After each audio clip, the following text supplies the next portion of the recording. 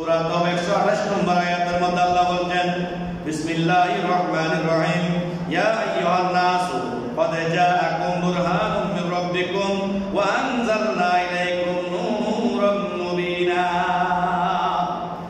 আমি আল্লাহ রাব্বুল আলামিনের পক্ষ থেকে তোমাদের কাছে স্পষ্ট একটি দলিল গিয়েছে, একটা নূর গিয়েছে। বড় করে বলুন সুবহানাল্লাহ। আর নূর মা শব্দের অর্থ হচ্ছে মুহাম্মদ রাসূলুল্লাহ সাল্লাল্লাহু আলাইহি সাল্লাম তোমাদের কাছে আগমন করেছেন। সুবহানাল্লাহ। বুঝে যারা না ভাই, যে ব্যক্তি ঘুমায় সে ব্যক্তিকে জাগ্রত করা খুব সহজ। ঘুমিয়ে মানুষ যখন ঘুমায় একবার দুবার ডাক দিলে সে কিন্তু ঘুম থেকে হয়ে যায়, জাগ্রত হয়ে যায়। লাব্বাইক বলে, জি করে বলে, হ্যাঁ বলে, কিরে ডাকো, এ কথা কিন্তু বলে। কিন্তু মানুষ যখন ঘুমের ভান ধরে, মানুষ যখন ঘুম না গিয়ে ঘুমের ভান ধরে, তখন তাকে জাগানো সম্ভব নয়। কারণ সে আপনার ডাক শুনতেছে, সে অভিনয় করে কিন্তু ডাক সাড়া দিচ্ছে না। এই জন্য যারা কোরআনে পাক পড়ে, তো কোরআনের মধ্যে তো সব কিছু আছে। আল্লাহ পাক রব্বুল আলামিন এমন কোন আলোচনা রাখে নাই যেটা কোরআনের মধ্যে বর্ণনা করা হয় নাই। বলেন সুবহানাল্লাহ। শুধু নবীর ব্যাপারে নয়, সাহাবায়ে কেরামদের কথাও আছে, আউলিয়া কেরামদের কথাও আছে, মাযহাবের ইমামদের কথাও আছে। বড় করে বলুন সুবহানাল্লাহ। যদি না পাই কোনো কথা কিছু, যেমন একদম বলতেছে কদ জাআকুম মিনাল্লাহি নূরুন ওয়া কিতাবুম মুবিন, তোমাদের কাছে আল্লাহ তাআলার পক্ষ থেকে একটি স্পষ্ট নূরি কিতাব এসেছে। এই ব্যাখ্যা করতেছে আলোচনার মধ্যে বলছে তোমাদের কাছে আল্লাহ তাআলার পক্ষ থেকে একটি স্পষ্ট নূরি কিতাব এসেছে। কোরআন শরীফ তো নূর, কারণ কোরআন শরীফ যদি নূর না হয় আমার নবীর সাথে সামঞ্জস্য হবে না। আল্লাহ আমার দয়াল নবীকে নূর বানিয়েছেন, কোরআনকেও নূর বানিয়েছেন। সুবহানাল্লাহ। কিন্তু বলছে এখানে একটি ওয়া আছে, মাঝখানে একটি ওয়া আছে। ওয়া শব্দটা কেন ব্যবহার করা হয় জানেন? এবং বোঝানোর জন্য, পার্থক্য বোঝানোর জন্য। আমি এবং অমুক গিয়েছি, আমি এবং অমুক গিয়েছি, এখানে কয়জন? দুইজন। এখানে নূর ওয়া কিতাবুম মুবিন, নূর এর পরে ওয়া আসছে। আত্মগর আল্লাহ বলতেন ওয়া কিতাবুম মুবিন, শুধু নূর গিয়েছে সেটা নয়, তোমাদের কাছে একটি স্পষ্ট কিতাবও গিয়েছে। বলুন সুবহানাল্লাহ।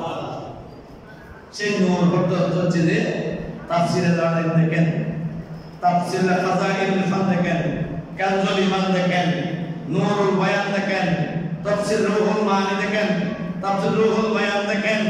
নূর শব্দ হচ্ছে নূর মানি আলী মুহাম্মদ রাসূলুল্লাহ সাল্লাল্লাহু আলাইহি ওয়াসাল্লাম। বড় করে বলুন সুবহানাল্লাহ।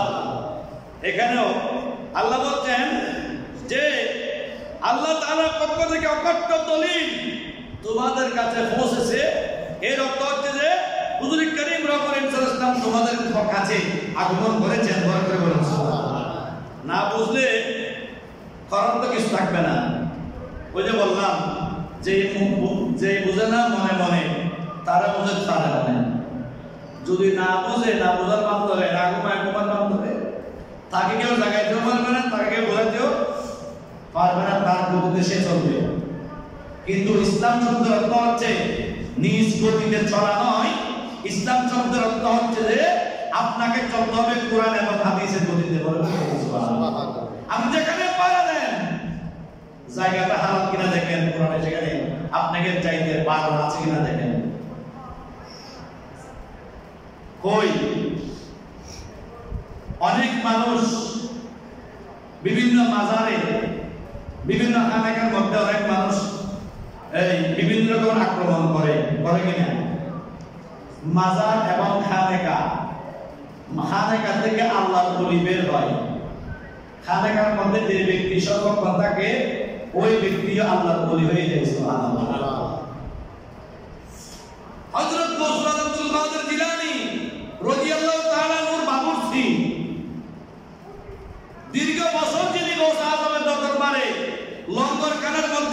রান্না করেছেন, ওই বাবুর্চি একদিন বলতেছেন, আইরে এত বছর থাকার পরেও গোসল দস্তগীর আমার কাছে কিছু দিল না, আমি আর এখান থেকে রাখিয়ে চলে যাচ্ছে। অনেক দূরে যাইতে যাইতে যাইতে যাইতে পাহাড়ের ভিতর দিয়ে যাচ্ছে, গহীন জঙ্গলের মধ্যে রাত হয়েছে। যে ব্যক্তি গাছের উপরে ওঠা রওনা করতেছে, রাত যাপন করবে, সকালবেলা সেখান থেকে রওনা দিয়ে অন্যত্রে চলে যাবে। ওই ব্যক্তি যখন নির্জন এলাকার মধ্যে যখন বসে আছেন, হঠাৎ করে ওই ব্যক্তির কানের মধ্যে কতগুলো মানুষের আওয়াজ আসতেছে। কানটা খুলে দিলেন, আওয়াজগুলো শুনতেছেন।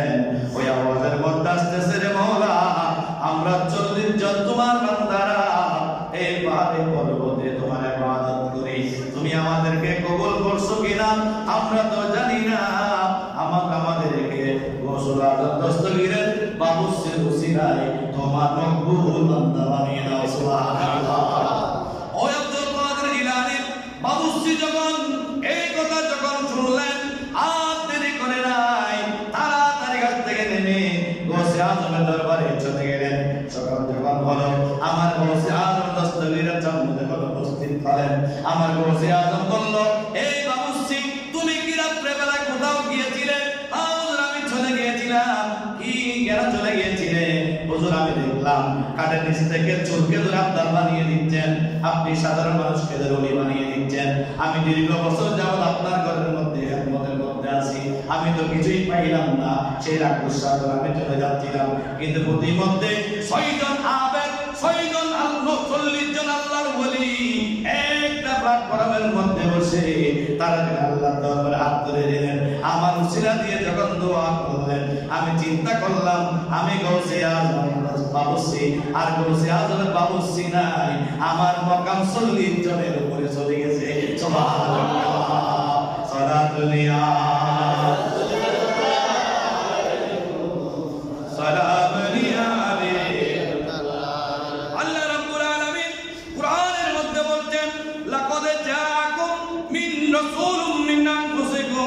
আজিজুন আলাইহি মা আনিতুম হারিসুন আলাইকুম বিল মুমিনিনা রাউফুর রহিম। সুবহানাল্লাহ। রাউফুর রহিম আল্লাহর নাম। কার নাম? কি জানা কেন রাসূল কি বলছেন? ইয়া রাসূলুল্লাহ, আপনি যারা মুমিন তাদের জন্য আপনি বড় দয়ালু, বড় করে বলুন সুবহানাল্লাহ। আল্লাহর নাম থেকে রাসূলকে নাম করে দিলেন রাউফুর রহিম। আল্লাহ রাসূল সরকার দো আলম সাল্লাল্লাহু আলাইহি সাল্লাম পৃথিবীর জমিনে আসলেন। আইয়ামে জাহিলিয়া যখন বিদ্যমান ছিল, ওই মুহূর্তে দয়াল নবী জমিনে তশরীফ আনার কারণ হচ্ছে, আমার আল্লাহ বলছেন, আয় মাহবুব 1,24,000 মতান্তর, 2,24,000 মতান্তর, 3,36,000 পয়গম্বর আলাইহিমুস সালাতু ওয়াস সালামদেরকে জমিনে পাঠাইলাম। কেউ কারো ইমাম নয়, কেউ কোন নবীর ইমাম নয়, কেউ কাউকে ইমাম হিসেবে গ্রহণ করে নাই। আপনি রাসূলকে শেষ জামানায় পাঠাই দিলাম, আপনাকে এমন ভাবে জমিনে পাঠাইলাম, আপনি আদমের জন্য রহমত, মুসার জন্য রহমত, ঈসার জন্য রহমত, নূহ আলাইহিস সালামের জন্য রহমত, লূত আলাইহিস সালামের জন্য রহমত, ঈসা আলাইহিস সালামের জন্য রহমত, ইউসুফ আলাইহিস সালামের জন্য রহমত, দাউদ আলাইহিস সালামের জন্য রহমত, সুলাইমান আলাইহিস সালামের জন্য রহমত, যুলকিফলের জন্য রহমত। এভাবে যত নবী রাসূল জমিনে এসেছেন, যত সৃষ্টি জগৎ আমি সৃষ্টি করলাম, আসমান জমিন চন্দ্র সূর্য লৌহ কলম গ্রহ নক্ষত্র হতাতুস সারা থেকে সিদরাতুল মুনতাহা নামকান পর্যন্ত আমি আল্লাহ পারে যত সৃষ্টি রয়েছে, আপনি সমস্ত সৃষ্টির জন্য রাহমাতাল লিল আলামিন। সুবহানাল্লাহ। আমি যতটুকুর জন্য রব্বুল আলামিন, আপনি ততটুকুর জন্য রাহমাতাল লিল আলামিন। আমি যতটুকুর জন্য মালিক, আপনিও ততটুকুর জন্য মালিক। বড় করে বলুন সুবহানাল্লাহ। নবীর আগমন এটা মুমিন যারা তাদের জন্য খুশি। ঈদে মিলাদুন নবী যারা মুমিন তাদের জন্য খুশি, আর যারা মুমিন নয় তাদের জন্য খুশি হওয়ার কোনো কথা নাই। কারণ কি জানেন, অনেকে মিলাদুন নবী মানে, কিন্তু ঈদে মিলাদুন নবী মানতে রাজি না। কষ্ট লাগে যখন এই কথাটা শুনি, হুজুর ঈদে মিলাদুন নবী কেন মিলাদুন নবী বলা যায় না? বলা যায় না, আমরা বলতেই তো মিলাদুন নবী বলতেই তো, কিন্তু ঈদ বলে আপনার কষ্ট লাগে কেন? আল্লাহ বলছেন সমস্ত